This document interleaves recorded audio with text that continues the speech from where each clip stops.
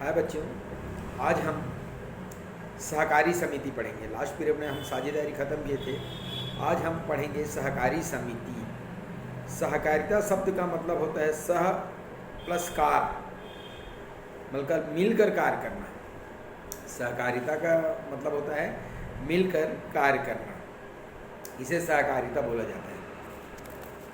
आपने कंट्रोल शब्द सुने होंगे। कंट्रोल दुकान, ये एक प्रकार से कोऑपरेटिव सोसाइटी का एक उदाहरण है। अब इसकी परिभाषा बताता हूँ मैं। सहकारिता या सहकारी समिति एक प्रकार का ऐसा संगठन है जिसके अंतर्गत व्यक्ति स्वेच्छा और समान रूप से अपने आर्थिक हितों की प्राप्ति के लिए संगठित होते हैं और जिसमें सभी का हित समान रहता है। इसमें सब आपस में लोग मिलकर कार्य करते हैं और सभी का इसमें हित रहता है। सबका अपना फ़ायदा रहता है, सब मिलकर कार्य करते हैं। मतलब बहुत सारे लोग मिलकर इस प्रकार के दुकान को खोलते हैं। इसे बोला जाता है कोऑपरेटिव सोसाइटी। सहकारी समिति के लक्षण। सहकारी समिति के लक्षण, पहला, ऐच्छिक सदस्यता। कोई भी को जबरदस्ती सदस्य नहीं बनाया जा सकता। इस प्रकार की समिति में जबरदस्ती किसी को सदस्य नहीं बनाया जा सकता। आप अपनी स्वयं की इच्छा से उसके सदस्य बन सकते हैं। दूसरा, सेवा भावना। इनका प्रमुख उद्देश्य या इस प्रकार की समिति का प्रमुख उद्देश्य लाभ कमाना ना होकर सेवा की भावना रहती है। भाई प्रत्येक व्यापार का उद्देश्य लाभ कमाना होता है, परंतु इसमें ऐसा नहीं रहता है। इसमें सेवा करने के उद्देश्य से इस प्रकार की सोसाइटी का निर्माण किया जाता है। नेक्स्ट, लोकतांत्रिक हितों की सुरक्षा। लोकतांत्रिक हितों की सुरक्षा का तात्पर्य कोई भी सदस्य, चाहे उसके पास कितने भी शेयर हो, अंश हो, परंतु वोट वो सिर्फ कितना देगा, एक ही देगा। नहीं तो दूसरी जगह क्या रहता है, आपके पास 10 शेयर है तो आप 10 वोट दे सकते हैं। ऐसा नहीं है, आपके पास कितना भी शेयर हो, आपको सिर्फ एक ही वोट देना है। तो इसे बोला जाता है प्रजातांत्रिक या लोकतांत्रिक हितों की सुरक्षा।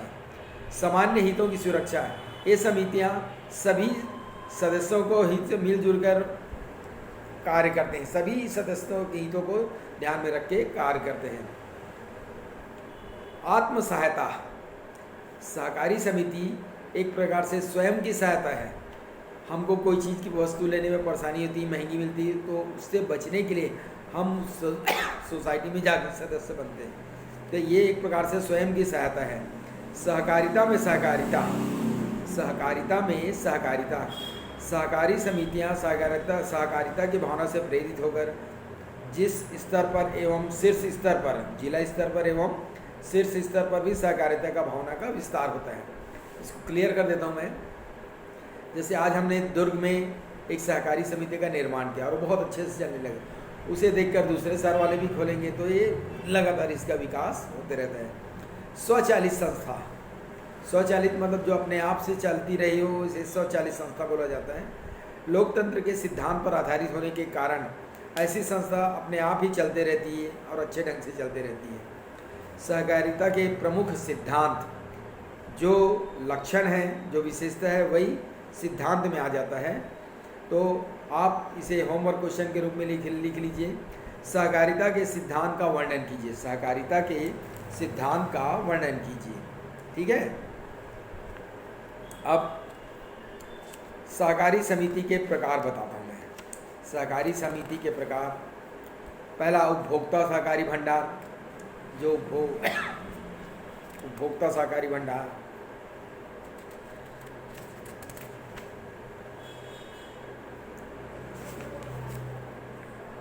उपभोक्ता सहकारी भंडार की विशेषता बता रहा हूँ। प्रत्येक सदस्य को समान अधिकार प्राप्त होते हैं, भले उनके पास कितने ही अंश हों। दूसरा, पूंजी सदस्यों द्वारा दिए जाने वाले योगदान से एकत्रित होती है। तीसरा, माल का विक्रय प्रायः नगद मूल्य पर किया जाता है। चौथा, इनका प्रबंध और नियंत्रण सदस्यों के हाथों में ही रहता है। पांचवा, सदस्यों के अंशों के आधार पर ही लाभ प्राप्त करने का अधिकार होता है। छठवां, प्रतिवर्ष 1/4 लाभ संचय कोष में जमा कर दिया जाता है। इसका तात्पर्य है जितना लाभ कमाते हैं उसका 1/4 भाग जमा करके रख दिया जाता है। नेक्स्ट, लाभ कमाना मुख्य ध्येय नहीं, सेवा प्रदान करना मुख्य उद्देश्य होता है। नेक्स्ट, कार्य निष्पक्ष भाव से होता है। नेक्स्ट, माल सीधा उत्पादकों से या निर्माताओं से खरीदा जाता है। मध्यस्थ मीडिएटर की जरूरत नहीं, मीडिएटर समझते हैं आप। मीडिएटर कैसे हुआ?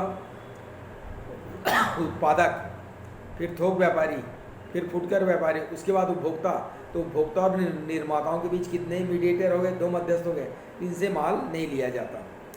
नेक्स्ट, प्रत्येक सदस्य को एक वोट देने का अधिकार होता है, ठीक है, और इसके उद्देश्य जो वही हैं, यही सब इसके उद्देश्य है। फिर भी पढ़ के सुना देता हूँ। मध्यस्थों का उन्मूलन, मध्यस्थों को हटाना, उपभोक्ता को सस्ता माल उपलब्ध कराना।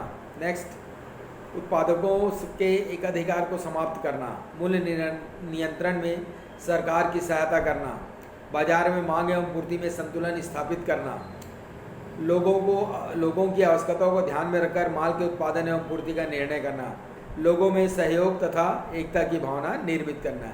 ये हो गए इसके उद्देश्य, ठीक है।